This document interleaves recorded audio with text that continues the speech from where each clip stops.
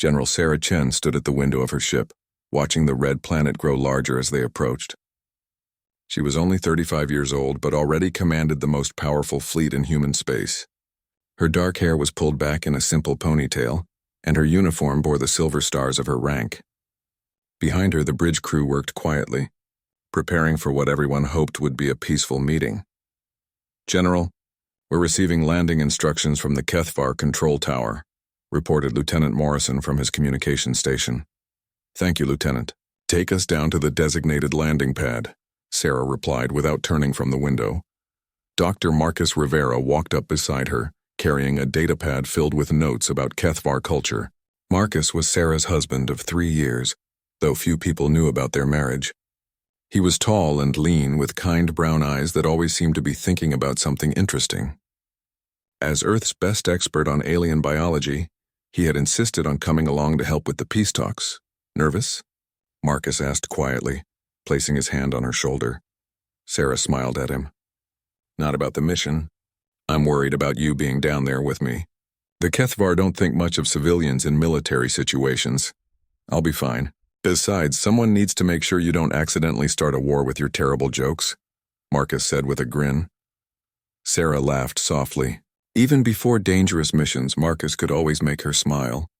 It was one of the many reasons she loved him. The ship landed with a gentle thud on the HFY capital's main spaceport. Through the windows, they could see tall reptilian figures waiting for them.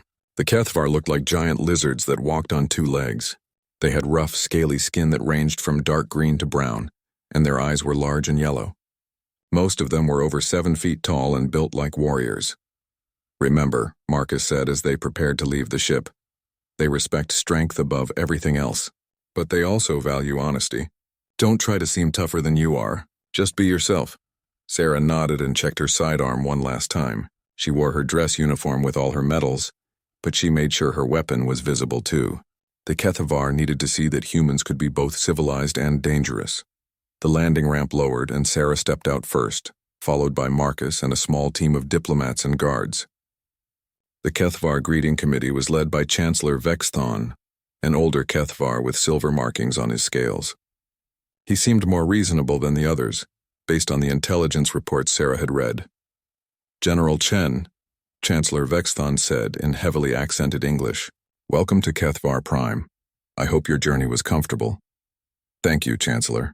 It's an honor to be here," Sarah replied formally. "This is Dr. Marcus Rivera, our cultural specialist." Several of the HFY warriors behind the Chancellor made soft hissing sounds when they saw Marcus. Sarah recognized it as their version of laughter, but it wasn't friendly laughter. "A scientist," said one of the warriors, a massive HFY with battle scars covering his arms. How typical of humans to bring their weakest to important meetings. Sarah felt her jaw tighten, but Marcus stepped forward calmly. "Actually, I'm here because I've studied HFY history and culture for years. I have great respect for your people's achievements in warfare and engineering." The scarred warrior looked surprised that Marcus knew enough to respond properly. Chancellor Vexthon seemed pleased. "Dr. Rivera, I am curious about your research. Perhaps we can discuss it during the feast tonight." As they walked toward the government building, Sarah noticed how the HFY moved. Every step was confident and strong. They carried themselves like people who had never lost a fight. Their buildings were the same way, tall, solid, and built to last forever. Everything about their culture screamed that they were the strongest species in the galaxy. The meeting hall was enormous, with high ceilings covered in paintings of HFY victories over other alien species. Sarah counted at least 12 different conquered races shown kneeling before HFY warriors. The message was clear. This is what happens to those who oppose us. "Impressive artwork," Marcus commented, genuinely interested. "The Battle of Nexus 7, isn't it? Your warriors showed remarkable tactical thinking." Chancellor Vexthon looked pleased again, but the scarred warrior, who Sarah learned was called War Prime Thexcal, seemed annoyed that a human knew their history. "You study our wars like games," Thexcal growled. "But you have never fought real battles. Humans hide behind technology instead of proving their strength." "Technology is a tool," Sarah said calmly. "A smart warrior uses every advantage available." "Weapons are tools," Thexcal replied. "Warriors prove themselves with claws and courage, not by hiding behind machines." The first day of talks went better than Sarah had expected. Chancellor Vexthon genuinely seemed to want peace, or at least a pause in the fighting. The Kethvar Empire had been expanding for decades, forcing smaller alien species to become their servants. Earth's Terran Federation wanted them to stop before they became too powerful to control. Marcus was a big help during the discussions. He understood Kethvar customs and could explain human positions in ways that made sense to them. When the Kethvar talked about honor in battle, Marcus compared it to human ideas about protecting family and home. When they discussed territory, he used examples from their own history to show how cooperation could be stronger than conquest. But War Prime Thexacal and his supporters made it clear they thought the whole thing was a waste of time. Every time Marcus spoke, they would hiss or make comments about weak mammals who talk instead of fight. That evening, they attended a formal dinner in the Great Hall.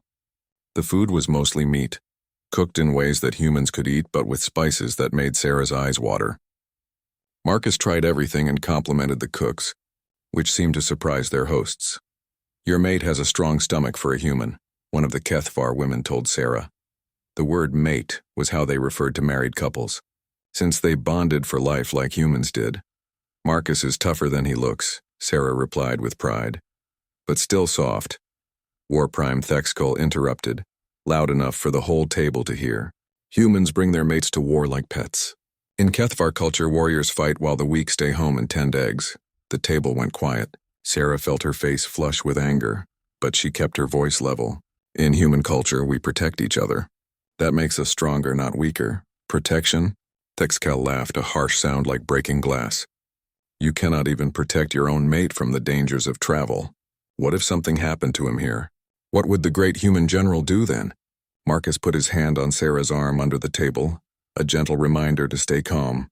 She took a deep breath and smiled coldly at Thexkul. "Nothing will happen to him. And even if it did, you wouldn't want to find out what I would do about it." The threat was delivered so quietly that some of the Kethvar had to lean forward to hear it. Chancellor Vexthon quickly changed the subject, but Sarah noticed that several of the moderate Kethvar looked worried. War Prime Thexkul, however, just smiled, showing his sharp teeth. The second day of talks went smoother than the first. Chancellor Vexthon presented a proposal to limit Kethvar expansion to uninhabited star systems. It wasn't everything Sarah wanted, but it was a good start. Marcus helped explain the details to both sides, making sure everyone understood what they were agreeing to. War Prime Thexkul sat silently through most of the meeting, his yellow eyes watching Marcus with obvious dislike. Sarah noticed but tried not to worry about it. Thexkul was a warrior, not a diplomat. He probably hated all peace talks, not just this one. On the third morning, Chancellor Vexthon suggested that Marcus might enjoy visiting some of Kethvar Prime's cultural sites while the military leaders discussed technical details about patrol routes and border controls. "The Temple of First Victory is quite beautiful," the Chancellor explained. "It tells the story of how our people first learned to work together thousands of years ago. Dr. Rivera might find it interesting for his research." Sarah hesitated. She didn't like the idea of Marcus traveling around the planet without her, especially with tensions still high between their species. But Marcus was excited about the opportunity. "I'll be fine, Sarah," he said quietly during a break. "This is exactly the kind of cultural exchange that helps build trust between our peoples. Besides, I'll have Kethvar guides with me the whole time, and our security team," Sarah added firmly. "Of course. 2 of our best guards will go with him," Chancellor Vexthon promised. Sarah agreed, but something felt wrong about the whole situation. She couldn't put her finger on what bothered her, but her instincts as a military commander were warning her about danger. Marcus left after lunch in a Kethvar transport vehicle with 2 human guards and 3 Kethvar guides. The transport was a sturdy, box-shaped vehicle that hovered a few feet off the ground. It could carry 8 people comfortably and had basic safety features built in. The Temple of First Victory was about an hour's flight from the capital city, built on top of a tall hill overlooking a valley filled with ancient ruins. According to Kethvar history, this was where their scattered tribes first came together to form a united people. Sarah tried to focus on the afternoon's negotiations, but she kept checking her communication device for updates from Marcus. Every hour he sent a brief message saying everything was fine and describing what he was seeing.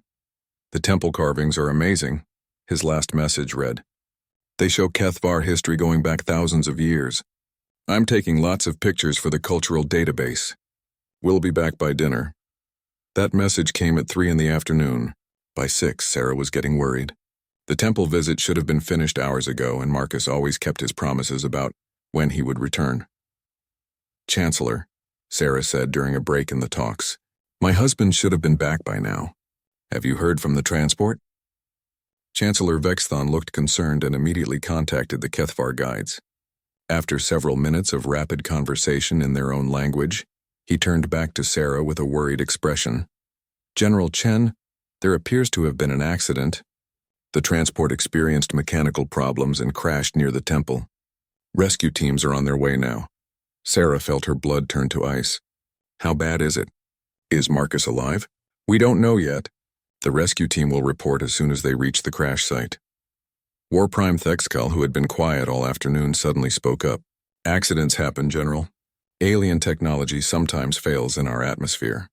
Perhaps humans are not as prepared for space travel as they think." Something in his voice made Sarah look at him sharply. He seemed too calm about the news, almost satisfied. Sarah's military training kicked in, and she began thinking like a soldier instead of a worried wife. "I want to go to the crash site immediately," she said. "Of course," Chancellor Vexthon agreed. "I will arrange transport right away." The flight to the temple took 30 minutes at emergency speed. Sarah stared out the window at the landscape below, her hands clenched into fists.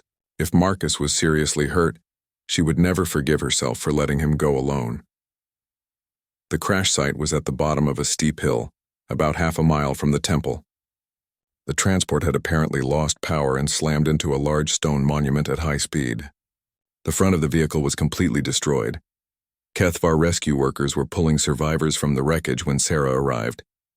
The 3 Kethvar guides were injured but alive. One of the human guards had a broken arm and cuts on his face. The other guard was unconscious but breathing. Marcus was the last one they pulled out. Sarah ran to where the medical team was working on him. He was unconscious with blood running from a head wound. His left leg was bent at an unnatural angle and he was having trouble breathing. "How bad is it?" Sarah asked the Kethvar medic. The medic, a smaller Kethvar with green stripes on his scales, looked uncomfortable. "Internal injuries. Possible spinal damage. We need to get him to the medical center quickly." But as they loaded Marcus onto a stretcher, Sarah noticed that the medics weren't treating him with much urgency. They moved slowly, talked casually among themselves, and seemed more interested in the Kethvar victims than the human ones. "Move faster," Sarah ordered. "He's bleeding internally." The lead medic looked at her with cold yellow eyes. "We are doing what we can, General, but human physiology is fragile. Perhaps too fragile for the rigors of space travel." Sarah felt anger building inside her chest like a fire. The medic's tone suggested that Marcus's injuries were somehow his own fault for being human. At the medical center, things got worse. The Kethvar doctors seemed more interested in studying Marcus than treating him. They discussed his unusual alien biology while he lay unconscious on the examination table. They debated whether human medicine would work on Kethvar equipment, as if he was a science experiment rather than a patient. "Do something," Sarah demanded. "Give him pain medication." "Stop the bleeding." "We are being careful," the chief doctor explained slowly. "Alien biology is complex. We must not make his condition worse with treatments that might not work." Sarah wanted to scream at them, but she forced herself to stay calm. Getting angry wouldn't help Marcus. She stepped outside the treatment room to contact her ship and request emergency medical supplies.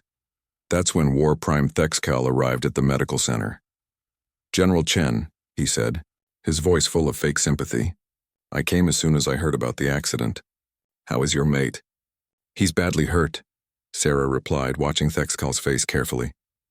"Such a shame," Thexcal said, but his eyes showed no sadness at all. "These accidents happen sometimes. Weak species should be more careful when traveling in dangerous places."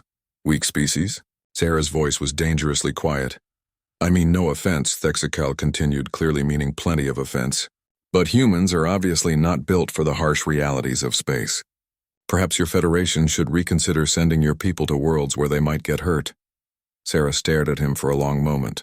Something about the way he talked about the accident made her suspicious. It was almost like he had expected it to happen. War Prime, she said slowly. Are you suggesting that my husband's injuries are somehow his fault? Thexcal shrugged, a gesture that looked strange on his reptilian frame. I am suggesting that fragile creatures should stay in safe places. The galaxy is dangerous for those who cannot protect themselves. At that moment, one of Sarah's guards approached with a grim expression. He had been examining the crashed transport with human equipment. General, he said quietly, you need to see this. The transport didn't have mechanical problems. Someone cut the power cables and damaged the steering system. This wasn't an accident. Sarah felt something cold and terrible settle in her stomach. She looked at War Prime Thexcal, who had gone very still. I see, she said, her voice so calm it sounded like the moment before a storm breaks. How interesting. Sarah stood in the hospital corridor, holding the evidence tablet her security team had given her. The data was clear. Someone had deliberately sabotaged Marcus's transport. Cut power cables, damaged steering controls, and disabled the emergency systems. This was attempted murder, not an accident. Marcus was stable but still unconscious. The Kethvar doctors had finally started treating him properly after Sarah's own medical team arrived with human equipment and medicines. But the damage was serious.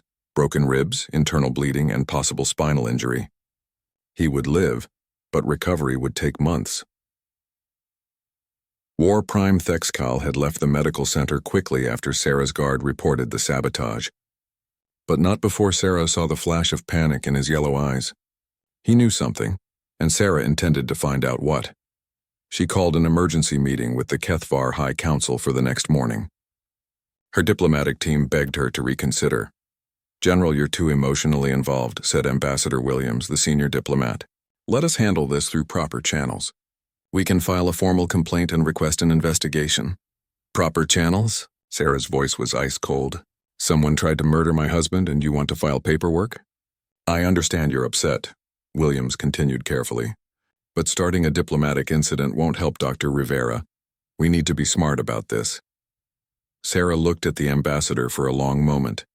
Williams was a good man and an experienced diplomat, but he didn't understand what he was dealing with. The Kethvar respected strength, not paperwork. If she showed weakness now, they would see it as permission to hurt more humans.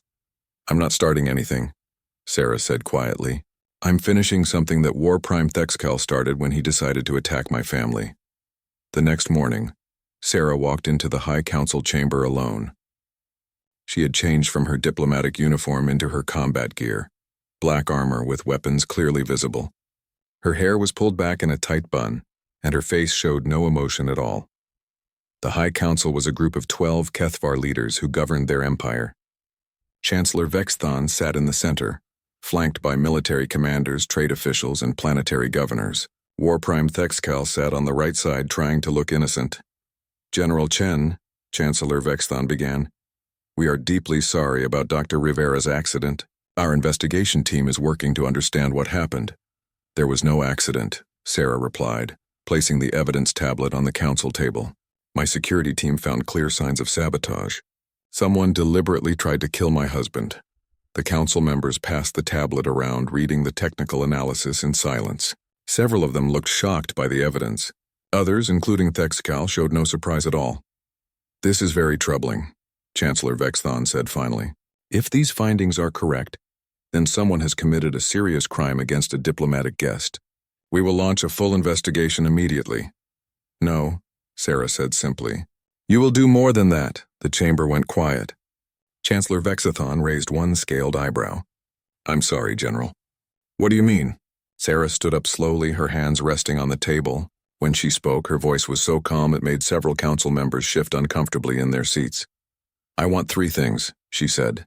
First, the people responsible for attacking my husband will be arrested and punished according to Kethvar law. Second, Dr. Rivera will receive the best medical treatment available with full cooperation from your medical staff. Third, the Kethvar Empire will issue a formal apology to the Terran Federation for this attack on our diplomatic mission. War Prime Thexcal finally spoke up. And if we refuse these demands? What will one human ship do against our entire fleet? Your Federation is weeks away from here, General. You are alone. Sarah turned to look at him directly. I'm not making demands, War Prime. I'm explaining what's going to happen. You have attacked my family and there will be consequences. Consequences? Thexcal laughed, the harsh sound echoing off the chamber walls. From who? You have brought one small ship to our world. We have thousands of warships and millions of warriors. What can you possibly do to us? Several of the more moderate council members looked worried by Thexical's aggressive tone. Chancellor Vexthon raised his hand for silence. General Chen, the Chancellor said carefully. Surely we can resolve this through negotiation. War Prime Thexcal speaks harshly, but he has a point. Your position here is difficult. Sarah nodded thoughtfully. You're right, Chancellor. My position is difficult, but not in the way you think. She walked around the table slowly, her boots clicking on the stone floor. Every council member watched her, but she kept her eyes on Thexcal. You see, she continued in the same calm voice. You've made a serious mistake. You think this is about military strength, ships and weapons and who has the bigger army, but it's not about that at all. Then what is it about? Thexcal demanded. Sarah stopped walking and faced the entire council. It's about family. You hurt someone I love and you think there won't be consequences because you outnumber me, but you don't understand humans very well. I understand humans perfectly, Thexcal sneered. You are weak mammals who talk about peace while hiding behind technology. When real strength is needed, you fold. Sarah smiled for the first time since entering the chamber. It was not a pleasant smile. War Prime Thexcal, she said softly, you are about to learn something very important about human nature. We are peaceful people who prefer to solve problems with words rather than weapons. We believe in cooperation and friendship between species. We try very hard to be reasonable and civilized. She paused and looked around the chamber, meeting each council member's eyes. But when someone hurts our family, she continued, we become something else entirely. We become the most dangerous thing in the galaxy, a human who has nothing left to lose. The chamber was completely silent now. Even Thexcal had stopped smiling. You have 15 minutes to reconsider your position, Sarah said, checking her watch. After that, you will discover exactly how dangerous one small human ship can be. Chancellor Vexthon leaned forward urgently. General, please be reasonable. What can you possibly accomplish with threats? We are willing to investigate the incident and provide medical care for your husband. Surely that is enough. 15 minutes, Sarah repeated, turning toward the door. General Chen, wait, the Chancellor called. What are you planning to do? Sarah stopped at the chamber entrance and looked back at the council. Her face showed no anger, no fear, no emotion at all. She looked like someone who had already made peace with what was about to happen. I'm going to teach you a lesson about consequences, she said quietly, and I'm going to make sure that no one ever hurts another human family member again. She walked out of the chamber, leaving the Kethvar High Council in shocked silence. War Prime Thexcal was the first to speak. Empty threats from a desperate mammal. What can she do? Send an angry message to her Federation? But Chancellor Vexthon was older and wiser than Thexcal. He had seen the look in Sarah's eyes, the calm certainty of someone who knew exactly what they were capable of.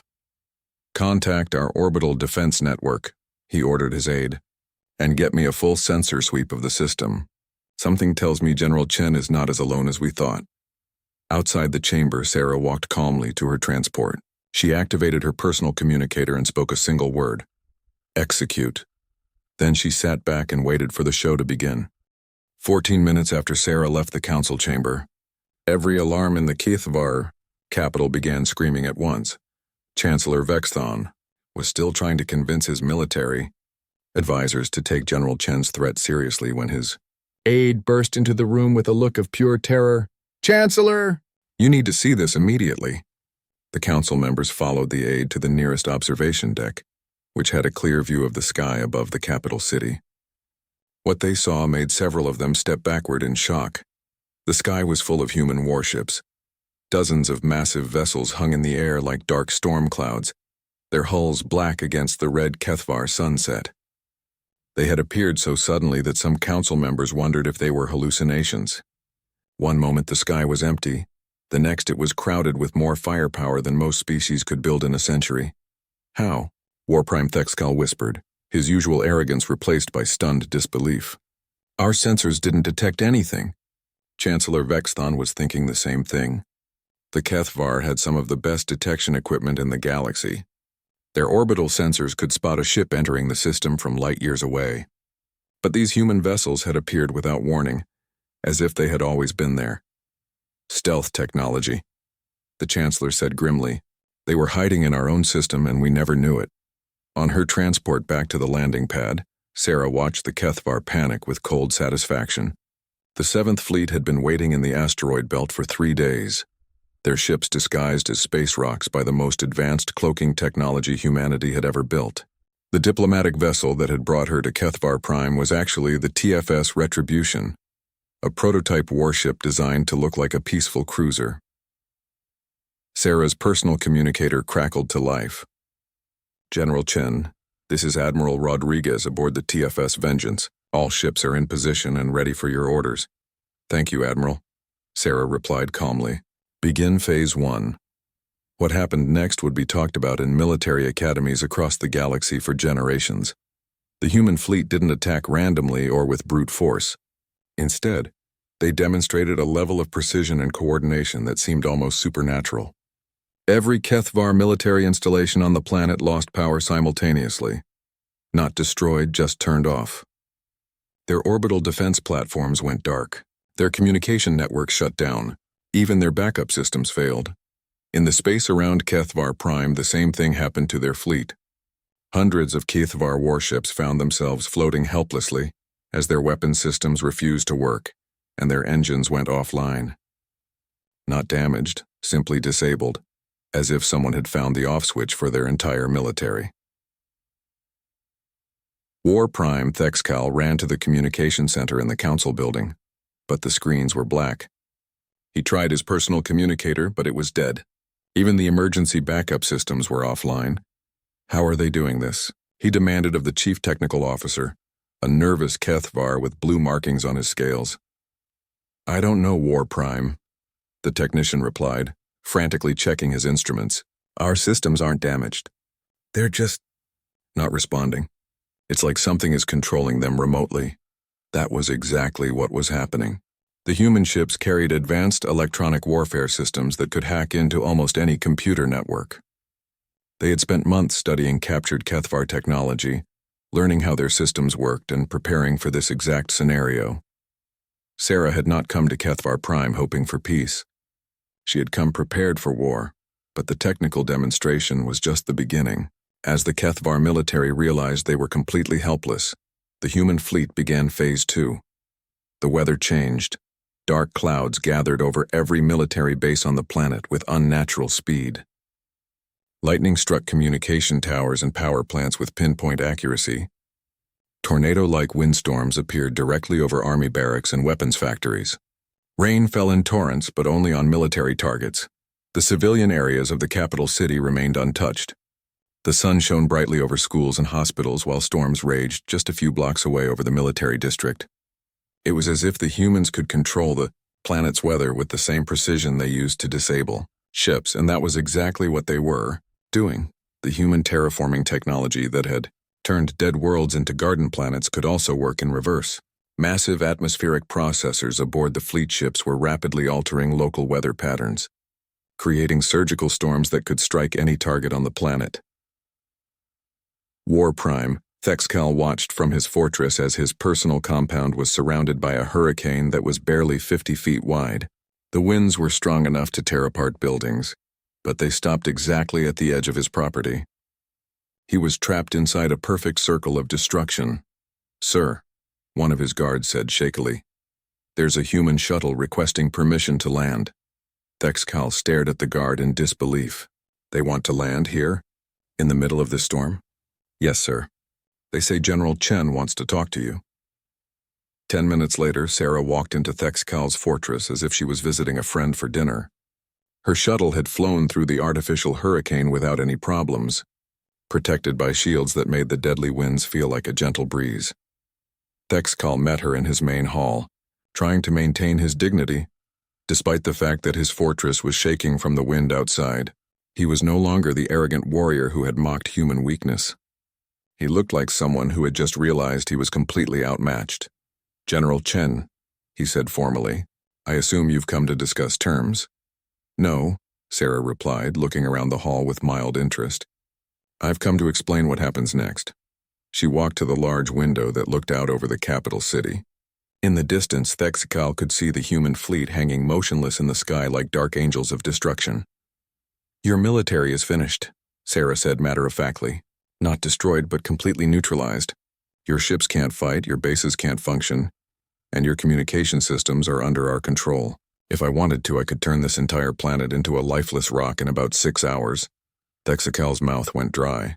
What do you want? Sarah turned to face him, and he saw something in her eyes that made him step backward. It wasn't anger or hatred. It was something much worse. Complete indifference to his fate. I want you to understand something very important, she said quietly. Humans don't start wars.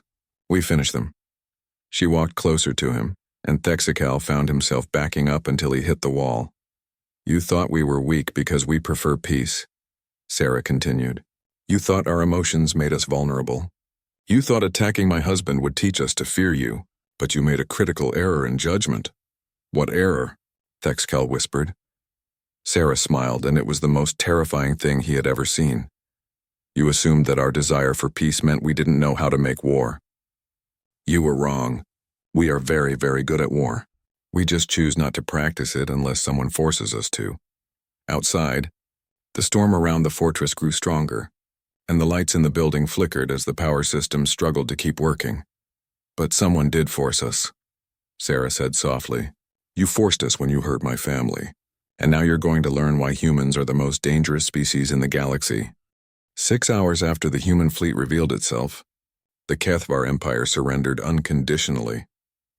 Chancellor Vexthon made the announcement himself, standing in the council chamber while human technicians worked to restore the planet's communication systems. His voice shook as he spoke to the entire Kethvar Empire.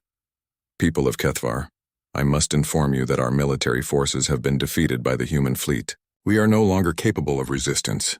I am ordering all Kethvar ships and installations to stand down immediately and await further instructions. War Prime Thexikal was not present for the surrender.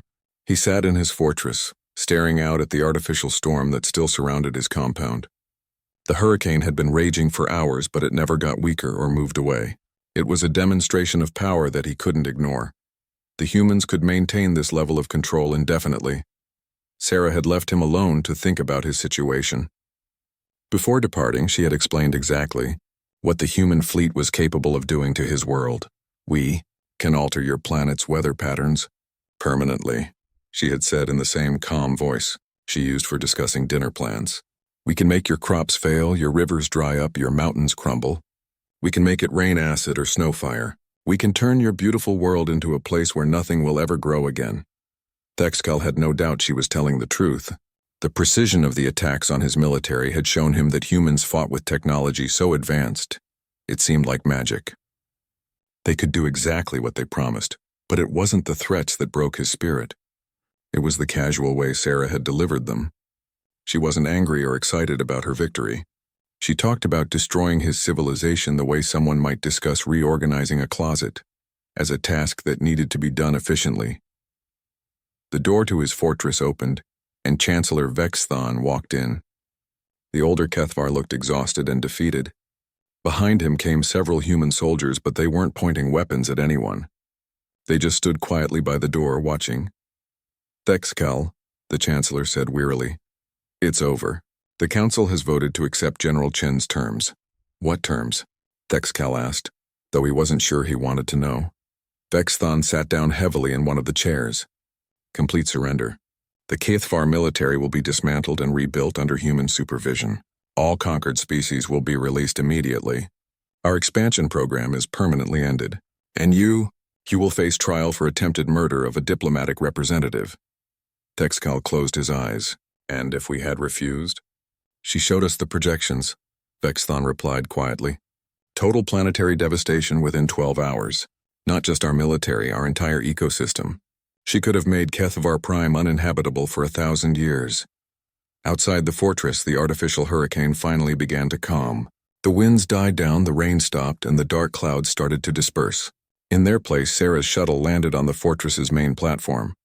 Sarah walked into the room a few minutes later, followed by Dr. Marcus Rivera. Marcus was walking with the help of a mechanical support frame, but he was awake and alert. The human medical team had worked around the clock to treat his injuries, using advanced healing technology that the Kethvar had never seen before. He would make a full recovery, though it would take several more weeks. "Hello, War Prime," Marcus said politely. "I wanted to thank you." Thexcal stared at him in confusion. "Thank me? For what?" "For teaching me something important about my wife," Marcus replied with a slight smile. "I knew she was a brilliant military commander, but I had never seen her truly angry before. It was educational." Sarah took Marcus's hand gently, careful not to disturb his medical equipment. "How are you feeling?" "Much better. The doctors say I'll be back to normal in a month or two." Marcus looked around the fortress with interest. "This is impressive architecture. Very defensible." "Not defensible enough, apparently," Thexcal said bitterly. "No fortress is defensible against overwhelming force," Marcus agreed. "But that's not why you lost. You lost because you made this personal." Thexcal looked confused again. Chancellor Vexthon leaned forward, also interested in what the human scientist had to say. "Humans are pack animals," Marcus explained in his teacher voice. "We form tight family bonds, and we protect those bonds above everything else.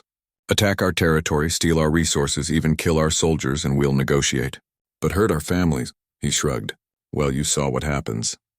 Your mate destroyed our entire military for one injured human," Thexcal said, still struggling to understand what had happened. "She disabled your military," Marcus corrected. "She could have destroyed it completely in the first 5 minutes. Instead, she chose to demonstrate her capabilities and give you a chance to surrender. That's the difference between humans and the species you're used to fighting." Sarah stepped forward. "War Prime, you're going to stand trial for attempted murder. But the sentence won't be death or imprisonment. Instead, you're going to help us rebuild the Kethvar military into something better." "I don't understand." "Your people are natural warriors," Sarah explained. "That's not a weakness, it's a strength. But you've been using that strength to conquer and enslave others. We're going to teach you how to use it to protect them instead." Over the following weeks, the transformation of the Kethvar Empire began. Human engineers worked with Kethvar technicians to rebuild their military systems, but with new programming that prevented them from being used for aggressive expansion. Kethvar warriors were retrained as peacekeepers and protectors rather than conquerors. The conquered species were freed and offered assistance in rebuilding their worlds. Many chose to stay and work with the Kethvar as equals rather than slaves. Others returned to their homeworlds to tell stories about the humans who had defeated the mighty Kethvar Empire in a single day. War Prime Thexcal, stripped of his rank and title, was assigned to work with human cultural specialists to develop new training programs for Kethvar soldiers. It was humiliating work for someone who had once commanded armies, but he threw himself into it with surprising dedication. "Why are you doing this?" he asked Sarah during one of their weekly meetings. "You could have destroyed us completely. You could have made us slaves like we did to others. Why show us mercy?" Sarah looked up from the report she was reading. "Because mercy is what humans do.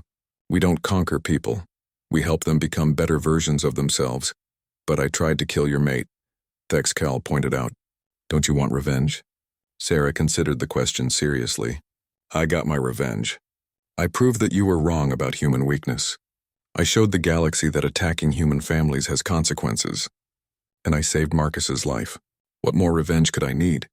Marcus, who was sitting nearby reviewing cultural exchange programs, looked up from his work. "Besides, revenge is a waste of energy. It's much more satisfying to turn enemies into allies." "Is that what I am now?" Thexcal asked. "An ally?" "That depends on you," Sarah replied. "You can spend the rest of your life bitter about losing, or you can help us build something better. Your choice." 6 months later, the first joint human Kethvar patrol fleet launched to protect trade routes from pirates and raiders. The ships were crewed by both species, with humans providing technology and Kethvar providing warrior skills. Commander Thexcal, he had earned back his rank through dedicated service, stood on the bridge of the flagship, watching human and Kethvar officers work together seamlessly. "Hard to believe, isn't it?" said Captain Morrison, the human commander of the patrol fleet. 6 months ago, we were enemies. Now we're protecting the same shipping lanes." Thexcal nodded thoughtfully. "General Chen taught us something important. Strength without wisdom is just destruction, but strength with wisdom." He gestured at the mixed crew around them. "This is what strength with wisdom looks like." News of the HFY transformation spread throughout the galaxy quickly. Other aggressive species began reconsidering their expansion plans, knowing that the humans had the power to stop them if necessary. Smaller, weaker species started sending messages to Earth, asking for protection and alliance. Sarah and Marcus returned to Earth as heroes, but they preferred to think of themselves as teachers. The galaxy had learned an important lesson about human nature, and humanity had learned something about itself as well.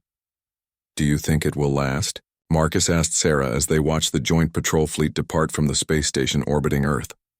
"The peace? Maybe. Probably. The galaxy is a big place, and there will always be someone who thinks they can get away with bullying others. But now they know what happens when they hurt human families." Marcus smiled and took her hand. "So we'll be ready for them." "We'll be ready," Sarah agreed. "And hopefully we won't have to prove it again anytime soon. But if they did have to prove it, the galaxy now knew exactly what humans were capable of when their families were threatened." The message was clear. Humans preferred peace, but they were very, very good at war, and sometimes being good at war was the best way to keep the peace.